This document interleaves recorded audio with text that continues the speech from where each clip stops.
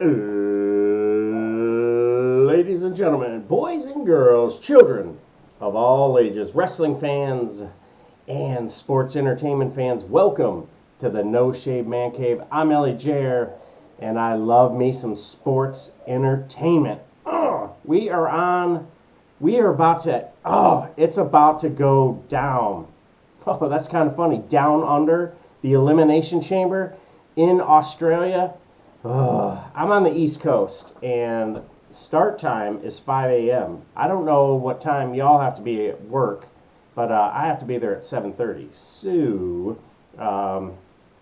chances are I'm not going to be able to catch all of it live. So, I will be staying off of social media as much as I possibly can throughout the day, because I definitely want to watch this Elimination Chamber, both the men's and the women's, because there's so much we can do with these storylines that we can push the stories along, get the card ready for Mania, because we already have the opening match for night one, and that's Jay versus Jimmy Uso, brother versus brother, in Philadelphia, the city of brotherly love.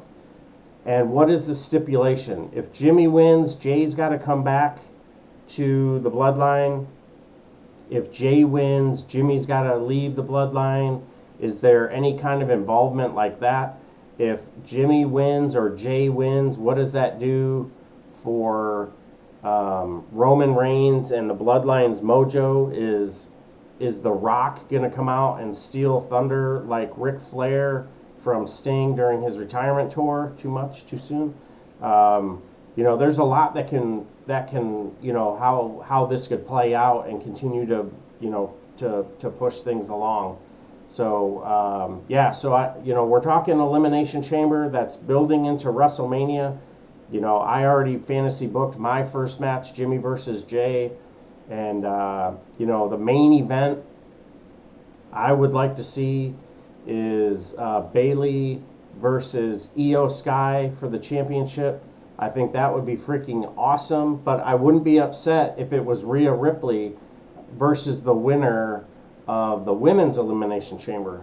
But if you're reading the tea leaves, we're probably going to see Seth and Cody versus Roman and The Rock.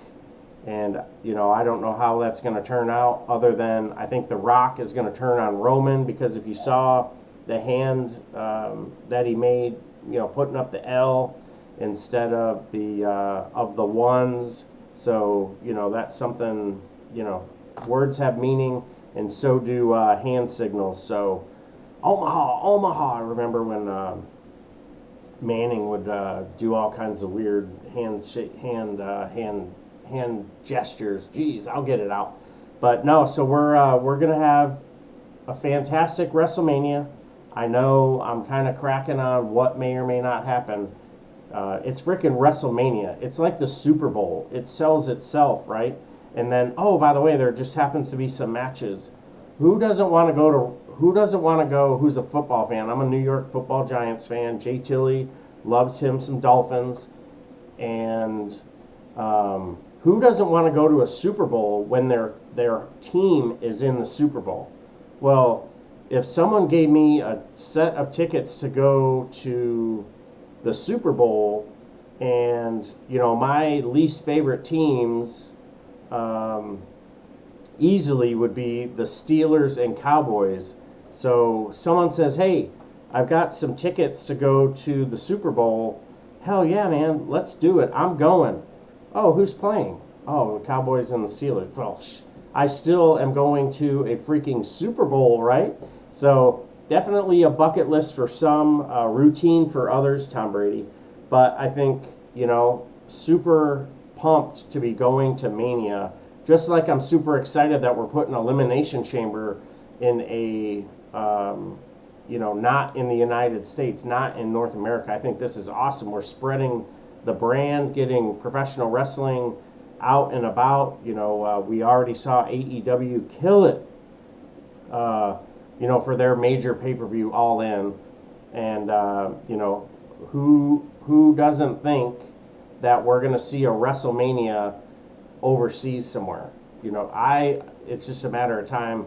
do they do it in Wembley? Oh, well, AEW already did that, so there's no telling, and they've already had Mania there, so there's no telling where, whatever the largest venue is, if it is Wembley, then, pack your bags, we're going across the pond, because Mania is going to go international, and that is going to be freaking awesome and super exciting. So good luck to to all the planning and getting that put together, because that, that's just, All right, so I'm getting distracted, just like, when we come out and we get all fired up and we know something's going to happen, man, I know. Write it down, put it in the books.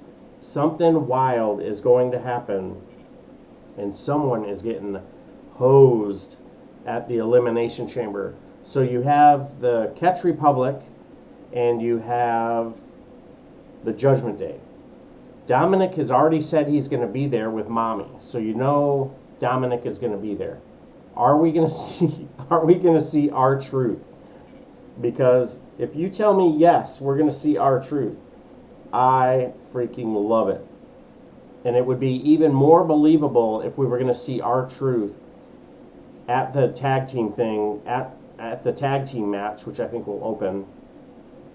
And out comes R-Truth. He's there to support. Something happens. They lose the tag team titles because they got distracted by R-Truth. Then they start beating them down, and then down comes The Miz, and now we have a tag team match for Mania in order to get Judgment Day on the card. Or are they going to implode and someone gets hit with the briefcase, and now Finn is upset or whatever? So I mean, you could see twists and turns with that, and there's just so many possibilities with every single one of these matches, just because of the level that the Judgment Day is on and how they're intertwined with so many parts of the show every week. It's just, I'm here for it, and I think this is going to be a doozy. I'm really looking forward to Elimination Chamber. It's in Australia. It looks like it's going to be in a stadium, a freaking cage outside. How freaking awesome is that? So I really hope that the weather cooperates. I don't know the, seasons. I think we're backwards. So I'm really hoping that the weather cooperates. So we're going to see Rhea Bloody Ripley defend her women's championship against Nia Jax. And this, too, could have all kinds of crazy implications, because Dominic is going to come down with Mommy. Nia Jax is going to be like, you better shut your mouth, and, I'll beat you like your dad should have, or whatever Nia's going to say.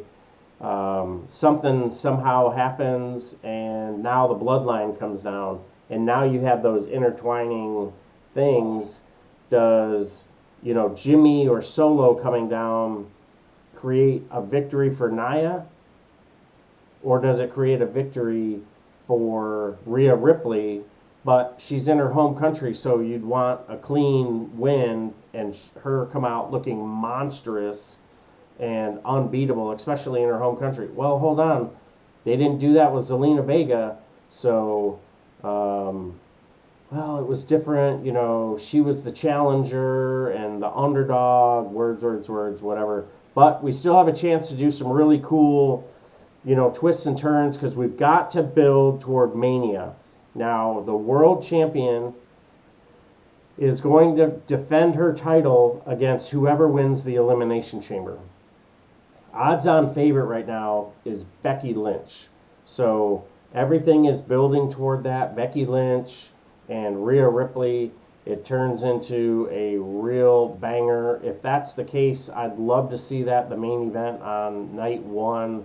Like we already kind of fantasy booked, probably not going to happen. You're going to see multiple showings of Cody Rhodes and of Roman Reigns potentially, even though, he's a spectacle and he's only defended the title 52 times over the last 2 years. And now all of a sudden he's going to have 2 matches in 2 days? Come on. That's I'm here for it though. However we're gonna get this thing put together, I'm really looking forward to it, and I'm really jacked to hear the stadium in Australia singing Seth Rollins' music and Cody Rhodes' music. And oh man, that is going to be wild. And then when we get to Mania, hearing that, and at the end, whoa, that is going to be freaking awesome. Oh man, and if Cody's on there twice, right? We get to hear it twice. So I think that is going to be freaking awesome.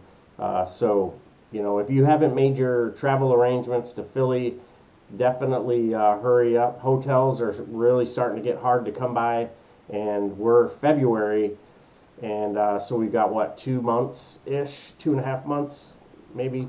So hopefully you got your bags set aside, and you set a couple of bucks aside because some of that gear. I was there at Mania, and some of the other trinkets and whatnot that you're going to want to grab during some of those expos too. So just imagine, oh man, just imagine you're in the stadium in Australia and Rhea Bloody Ripley gets the victory. Is that her WrestleMania-esque moment? Woo, man, you're in your home country, and I mean that would be monumental, and definitely would establish some good faith for the WWE. We're hearing good things, we're hearing bad things, right? So we hear some bad things about things that people did many, many years ago, and although it happened a while ago, they're still that same person. And it's super unfortunate for everyone involved, and I hope through however it's going to be, everybody can come out on the other side and be okay. Just getting on the other side, and not to say, oh, I just want to forget about it and sweep it away. No, this isn't, that's definitely not the comment. So so we're here, we're plugging and chugging, and I tell you, there is so much that we can talk about here in the No Shave Man Cave, here where you can get all your wrestling information, some funny stories. We talk about being disabled vets on a fixed income, beat up from the feet up, whatever it is. Jay Tilley's got some funny stories too, and I can definitely tell you that there's going to be some fantastic stories coming out of Elimination Chamber, because I think this is going to set up how to get Logan Paul and LA Knight to lock up, then get LA Knight, get him a championship, and he carries that thing for a while. I'd say maybe not a year, 8-9 months, I think would be a good title reign. Build him up while Gunther is in the world title picture, and Cody's doing his thing. His title reign may not be as long, but he'll have frequent title reigns now. Maybe not to the extent of a 16-time world champion, but hey, shit, who knows what's going to happen. So we come out the other end. We've got do we have new tag team champions? I don't see the long-term booking, although I don't, I think it stays. I think it stays with Judgment Day. They win the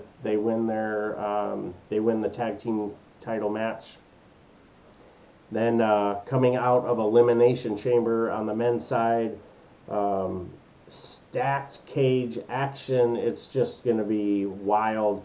Seeing Randy Orton in the Elimination Chamber after, the level of injury that he had, and I've had a fusion, so to see him back in the ring, and it's been many years for me, and I still have aches and pains. So shout out to Randy Orton and his team for getting him back. So you're going to see Randy Orton, you're going to see Bobby Lashley, you're going to see LA Knight, Kevin Owens, Logan Paul, and Drew McIntyre in the cage.